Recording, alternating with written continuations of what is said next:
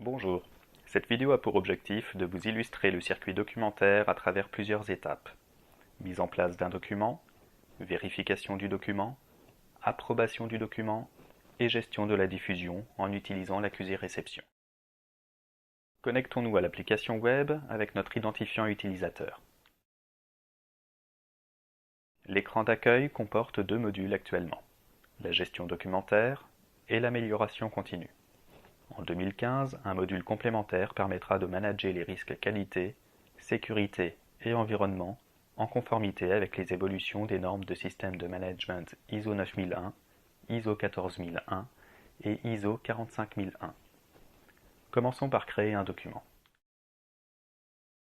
La création d'un document s'articule autour de 4 onglets. La fiche d'identité du document, le circuit d'approbation du document, la gestion de la diffusion et des droits associés, ainsi que les liens documentaires éventuels. Donnons tout d'abord un titre à notre document. Le type de document s'appuie sur une table personnalisable selon votre mode de classement souhaité. Choisissons, dans notre cas, la documentation générale applicable à l'ensemble des collaborateurs. Cette caractéristique sera très pratique quand les collaborateurs voudront filtrer la documentation applicable à un ou plusieurs secteurs de votre organisation. Un autre moyen de regroupement de la documentation est l'association de ce document à un processus organisationnel, selon l'approche processus définie dans la norme ISO 9001. Un document peut être classé confidentiel. Dans ce cas, l'onglet Diffusion et droits va nous permettre de spécifier les règles de confidentialité associées. L'objet permet de répondre classiquement à l'exigence de maîtrise des informations documentées, c'est-à-dire la formalisation de la nature de la modification apportée au document. Cette information est importante pour expliquer l'évolution d'un document. Ajoutons maintenant le document en question en le recherchant dans votre arborescence de fichiers. Le document associé est dans son format de création, en l'occurrence traitement de texte. Il est possible de visualiser le document joint, de le télécharger, voire de le renommer. Utilisons la loupe pour voir la fiche descriptive du processus Vendre.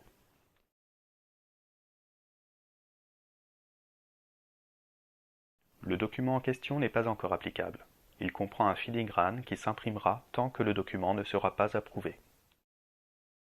Les onglets vous permettent de naviguer d'un écran à l'autre. Vous avez la possibilité de convertir directement le document associé dans le format PDF si vous le souhaitez. Vous pouvez éventuellement supprimer le format natif du document en ne conservant que le format PDF. Intéressons-nous maintenant aux collaborateurs intervenant directement dans le circuit d'approbation du document. Il y a 3 points d'arrêt dans le circuit de validation et d'approbation d'un document. Une demande d'avis, une vérification du contenu, une approbation du document pour mise en application. Si vous sélectionnez l'avis, vous aurez à sélectionner les collaborateurs concernés. Sélectionnons maintenant le ou les collaborateurs en charge de la vérification du document.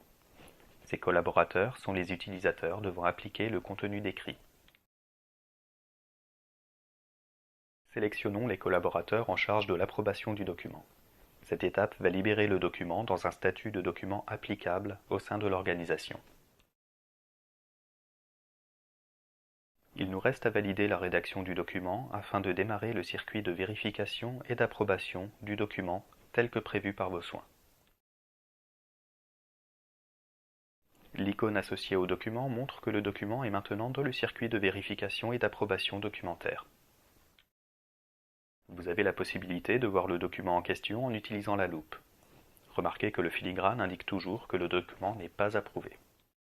La première étape du circuit documentaire consiste à vérifier le document, car nous n'avons pas demandé d'avis dans notre exemple.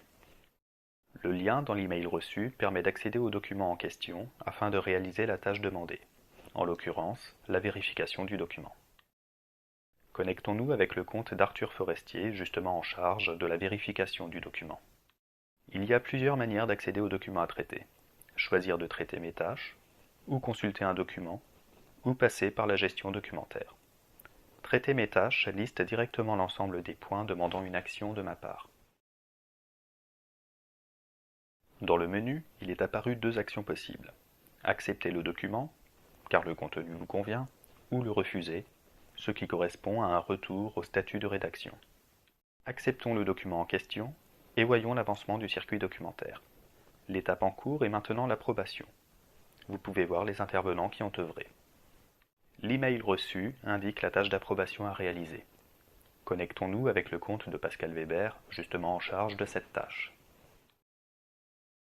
Il ne reste plus qu'à approuver ou refuser le document pour diffusion. Tout refus pourrait être commenté afin de justifier la décision de revenir en statut de rédaction du document.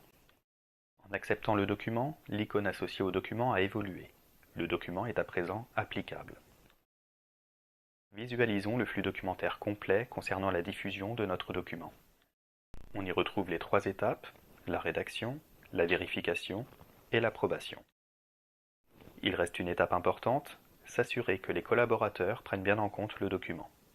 Les personnes de la liste de diffusion doivent ainsi accuser réception du document. Un email a été transmis automatiquement à leur attention. Arthur Forestier est en charge d'accuser la réception du document mis en application. Consultons pour cela sa liste des tâches à réaliser. 2 choix sont possibles. Demander une modification ou accuser la réception du document. Après avoir revu le document, nous allons l'accuser. Tous les collaborateurs concernés ont pris en compte le document applicable. Merci d'avoir regardé cette vidéo, dont l'objectif était de vous faire découvrir le circuit documentaire. Le module de gestion documentaire répond aux exigences de tout système de management, tels que l'ISO 9001 ou l'ISO 14001.